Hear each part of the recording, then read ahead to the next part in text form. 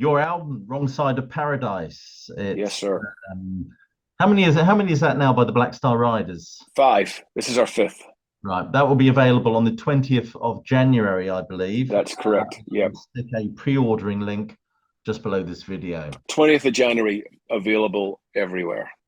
Do you want me to put the Amazon link, or do you have a better link that we bet work? Good question. Might be one you might need to check with Duff or the press people, see which one they prefer us to use. Yeah, I might stick the website link there. I'll just Sure. search that anyway, get it worked Okay. out. So actually, I was listening to this album, but when I first heard you were covering Crazy Horses, my initial thought was, what on earth are they thinking? But it sounds great, and I was just Thank thinking, you. what made you want to cover that one anyway?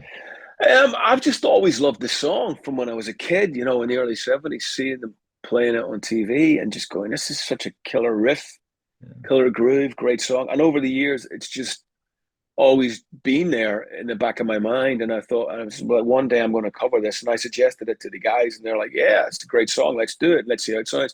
So we started messing around with it in rehearsals, and it just sounded really good. And we thought, fuck it, why not? Let's just go in and cover it. We've never done this is the first Black Star Riders cover version we've ever done. We've never done any cover versions up to now. So, it's a bit unpredictable. I don't think people would have necessarily thought that might be the first song we might have covered. So in Yeah. itself, that's probably good in a way. Do you think it'll make it into the set list? Oh, absolutely. It sounds great live. As long Sounds as we great draw, live. as long as we draw a line at white sequined flares. Well, yeah, I don't know if we'll be pulling any of the moves or wearing any of the 70 clothes, but you never know. Okay. Stranger things have happened.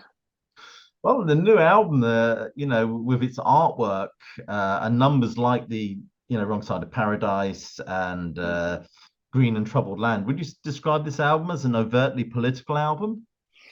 Um, We I live in wouldn't say crazy it's an times at the moment. overtly, well, yeah. I mean, I think we're all political. I think you know where we live, our culture, our identity, what's happening around us makes us all involved. I think you can't just really pull down the blinds and go, well, I'm shutting the world out because the cost of living has gone through the roof. That affects us. I mean, I write about what I know. I'm writing about from. I'm giving an opinion. I'm not giving a mantra. I'm not giving this is the way it should be. I'm just writing about what affects me or my friends or my family and how I see it. And that could be past experiences, stuff that's going on right now, or my hopes and fears for the future. And I think that's really what I try and put into lyrics. I don't want to preach at anybody, but I certainly believe in human rights and equality and respecting people's opinions and respecting people's diversity of cultures. I've always believed in that, right? Always have. That's how I've been brought up, and that's always something that's in the lyrics that I feel really strongly about. Yeah, I mean, it's fabulous, sort of enigmatic artwork. Thank Uh, you. I mean, being a lecherous old bastard, I actually prefer the artwork of the previous albums, but this is fabulous. I mean, it's Thank you. very clear message, I think. Um, Well, I think it's Burning, the whole thing that so going back, we live in a society that's intent in building walls instead of building bridges. I think that's really what the whole reasoning behind the artwork is. We yeah, like to put up walls. We like to divide you people you've and got keep got us in that Pink fear. Floyd motif going there. It should be the other way around. We should be coming together, but maybe I'm Yeah, just an old hippie. Who knows? yeah. Burning Rome, quite an evocative title. What inspired that one? That was a song that was written about best way to describe it about somebody that's gone away um, and coming back home after many years from being away to settle old scores. Okay. To maybe they've gone away and left things unfinished, whether that be a relationship or anything. And I think it's about coming home and not being afraid of coming back and coming home with your head held high and you know being proud and going back home and because growing up and being from small towns, that small town culture can get you down sometimes, and people can be very harsh and very hard, and So from a personal point of view, that's something that, has always resonated with me a little bit. But Yeah. really, it's just about going away and coming back and putting your world to rights within the town or the place that you're from. All right. There's no narrative to it as such. It's just a song that covers those sort of themes. Yeah, I mean, I have specific people in mind when I'm writing stuff, but sometimes you tend to just go off, or you'll fabricate a story, or that poetic license of just not embellishing the facts, for want of a better expression. Yeah, yeah. Better Than Saturday Night is such a catchy one. I'm just wondering Thank you. when you were recording that, did you think, single? I did. I did. I got to be honest. I recorded. That's the last song that I wrote for the album. I wrote Yeah. that pretty much right before we went in to record the album, and I demoed it on GarageBand, and it didn't really change from the demo. We just pretty much went in and replayed everything that was on the demo. And I wanted to write. It was right. I wrote that sort of September of last year, Hmm. and we were just about getting through the pandemic, and I have kids, and I wanted to write something positive for them. Certainly my little girl who's 15, and what she had to endure during the pandemic, and losing those 2 years of not being able to socialize with her friends, those 2 very important years of when she was a young teenager, and just feeling for her, and just wanting to say to her, and it's an expression I said to her. I was like, hey, it's going to be all right. It's going to be better than Saturday night. That's just something we say around the house. And I thought, so I want to write something that was uplifting and inspiring for her, and for everybody, and just say, look, it's going to be okay. Just keep staying strong and keep believing. Well, there's a whole subgenre of albums that I call lockdown albums that have come out recently. The McCartney album, I think the Foo Fighters Mm-hmm. album. Would you describe this as a lockdown album? Not in the slightest. Okay. 100% no. So Everything these was songs are written written after that, then, yes? before. Oh, okay. Okay. Everything bar two songs on the record was written prior to COVID. And then the two songs, Better Than Saturday Night, and the last song on the record, This Life Will Be the Death of Me, were written September of last year. So right when we were coming out of the pandemic, when we were starting to get our freedom back. So, but the actual pandemic itself had no real impact on lyrically or anything on the record. Yeah, yeah. As a musician, what would you say your earliest influences are? Being Irish, a lot of Irish bands, Stiff Little Fingers, Thin Lizzy, obviously, bands like Horselips, Rory Gallagher, a lot of punk stuff. I was a huge punk when I was a kid, still am. So Motorhead were a big influence on me, and then I really got into Tamla Motown and Northern Soul as a music I listened to a lot of. There's quite a leap, And isn't it, from Motorhead to Northern Soul? yeah, but I always loved, as a kid, watching Top of the Pops from the Four Tops, or the Temptations, or the Drifters were on. I always just loved that music. And Martha Reeves and Diana Ross and the Supremes. I just loved the sound of those records. So I was always liked that stuff, even Yeah, when I was a kid.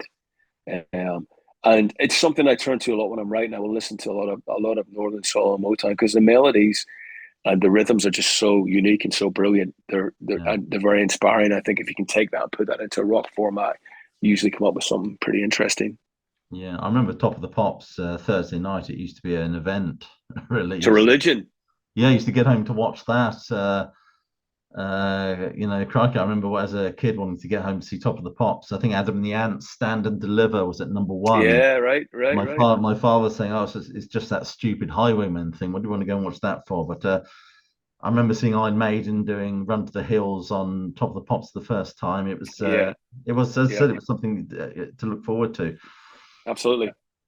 Now, I don't know if I'm correct in my research. You were on the same bill as Bob Dylan. Is that correct? I was. Yes, sir. And I suppose you can preempt my next question: Is did you get to meet him or rub I shoulders at the bar? unfortunately didn't meet him. He's quite an And elusive character. Yeah, he was. I mean, I didn't see him backstage or anything like that, and he suddenly just appeared on stage, and then he suddenly just disappeared, and that was it. So never got to meet him. But to say that I sort of tread the same boards as the great man was obviously something pretty special. Yeah, is he a big influence on your songwriting at all? Lyrically, yeah, very much so. I love again, I love storytellers, and Dylan and Strummer and Springsteen.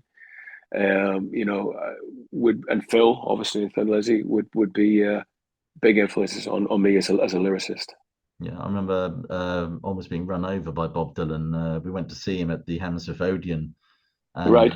me and my mate in those days were of the mind, oh, let's try and get backstage and get an autograph. Yeah. But he left his band on stage doing the encore, and he got in his van and buggered Went off. off. Yep. Yep. We Brilliant. he almost clipped us as we were trying to get backstage. But there you go. Brilliant. That's my Yeah. Bob story. That's a good Uh, one. yeah, yeah. I mean, how did you come to join a New Model Army during? I think it was the Ghost of Cain tour, wasn't it? I mean, how did that come about? Yeah, I was playing a little punk band from Scotland, and we were being managed by New Model Army's management company. We'd send a demo, the old school sent a demo tape off, and we got picked up by them. I was a massive New Model Army fan. Ended up getting on some shows with New Model Army in the UK, opening for them. And Justin from New Model Army knew I was a big fan of the band. And he said, "Look, we need an extra guitar on a couple of songs. When you've done your set, would you jump up and play guitar on a couple of songs?" And of course, I'm like, "This is a dream come true."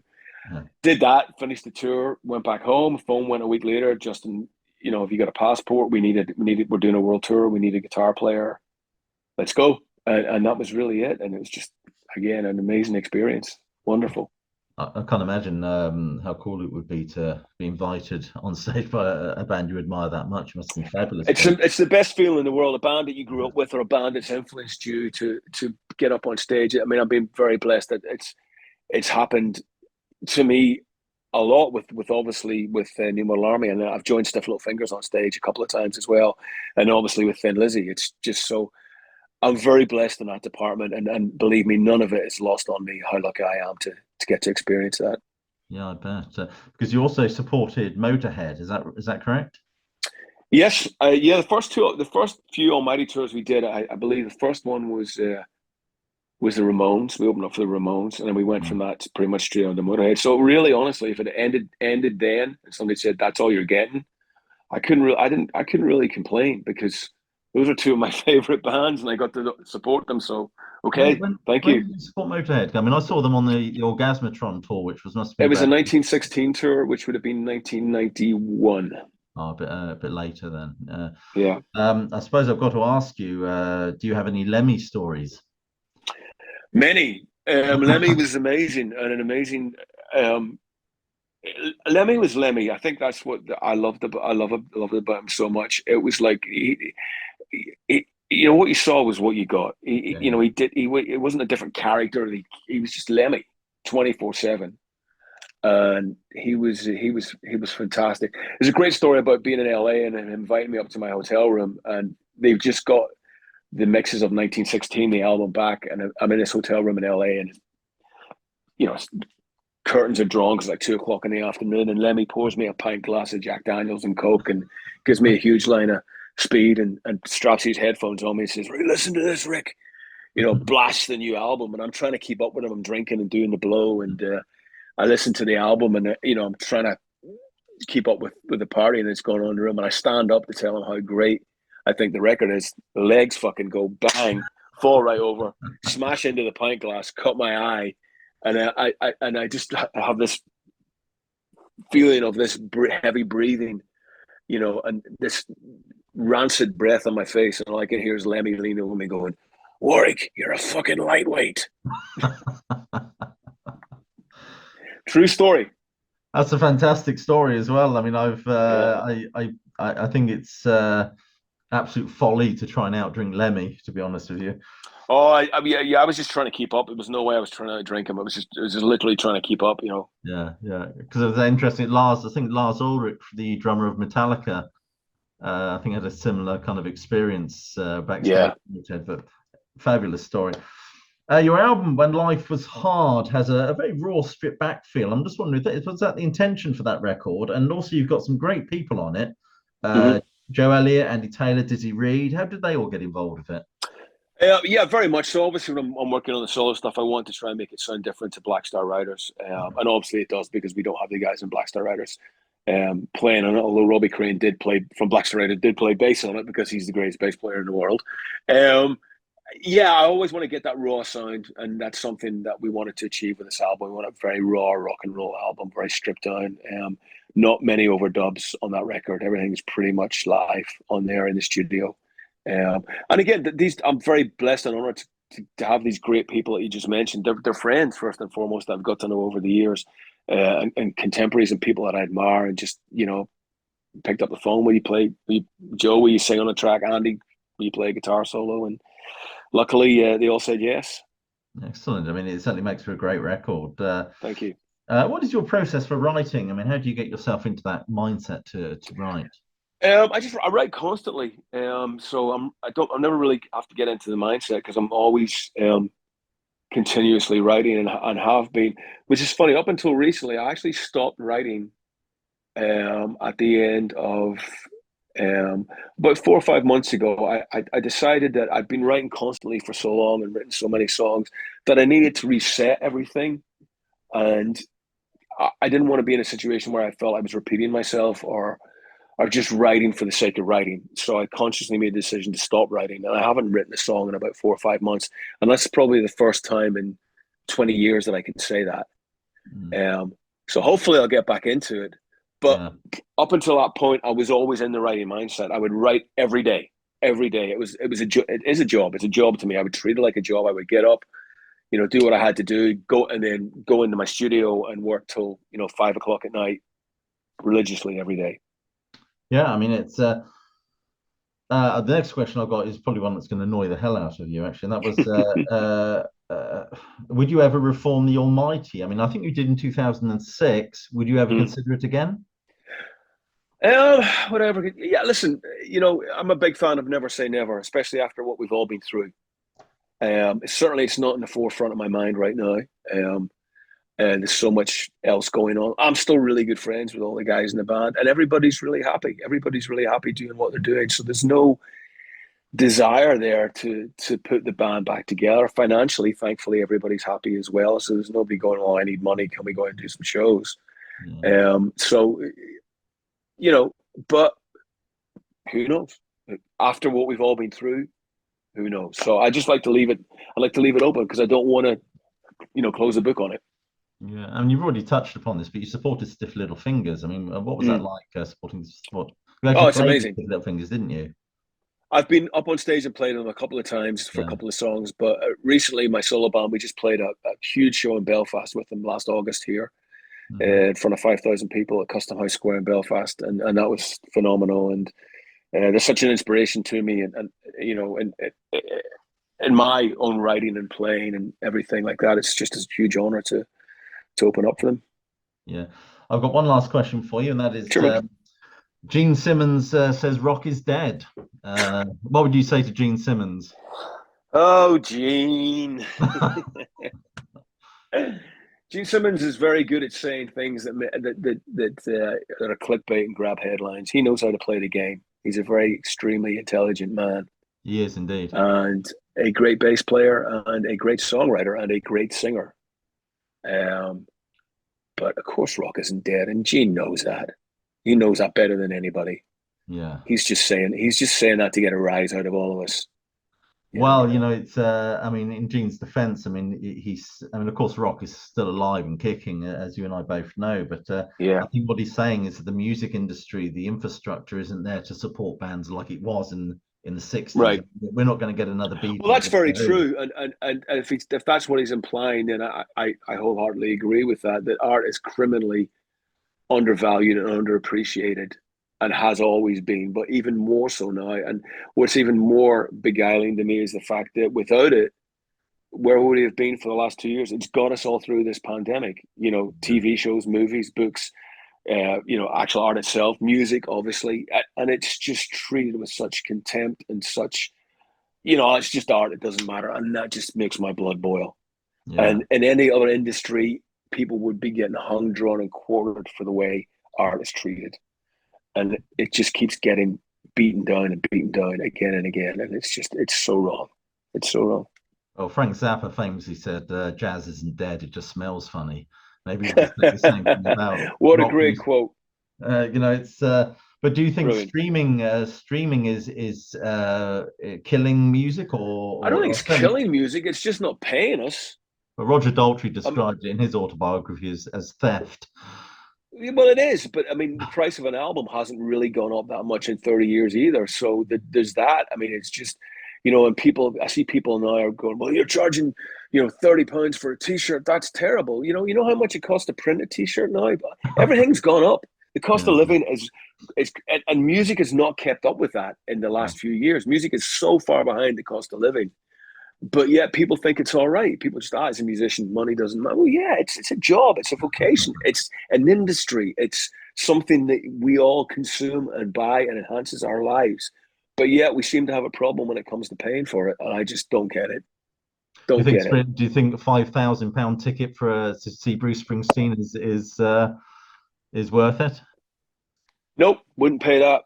Wouldn't pay that. But I mean, I think there's a happy medium in there. I think the artists should keep the prices reasonable, but people also have to understand that touring costs are astronomical now, And more he's so big than they've band. ever That's a big show, isn't it? been. And there's a lot of people in his band, but I don't know, £5,000 sounds a little steep to me. Something that I think we've always prided ourselves in, and what I've done in Black Star is we always try and keep our ticket prices as low as we possibly can without putting ourselves out of business. Yeah. And there's certainly we and the same with merch. We try and keep the merch within reason. Look, we all have bills to pay, and we all want to make money, and we all want to do well, and we Yeah. all have kids, and we're all not as young as we used to be. So we have to watch where it all goes, and I just think the government does not appreciate the arts and never has. Yeah. And I think even more so with Brexit, there was a way out of this where they could have passed a law that would have made touring a lot easier, and kept it the way it was pre-Brexit. And they didn't do that. And now they're seeing bands they're going, we can't afford to tour Europe, so we're not. Yeah, I mean, And young that people have a different relationship with music as well. I mean, years ago we used to get like a vinyl LP, listen to it mhm. in that sequence. With my daughter now, it's all random streamed tracks in any kind of order. Really, it's a different kind of Yeah. relationship they have with music. Well, attention span's not what kids today don't. Everything is instant, and you know, Yeah, that's the way that it is. yeah, They don't anything that's not more than 30 seconds is too long. yeah, yeah, You absolutely. know. Anyway, Ricky, thank you so much for agreeing to do Thank you, this Barry. interview. Appreciate that. Best of luck with this new album. As I said, there will be Thank a you. pre-ordering link just below this video, and enjoy the rest of your day. You too, sir. Thank you very much. Okay, all the best. Bye Be bye. safe. Cheers, Barry. Bye bye.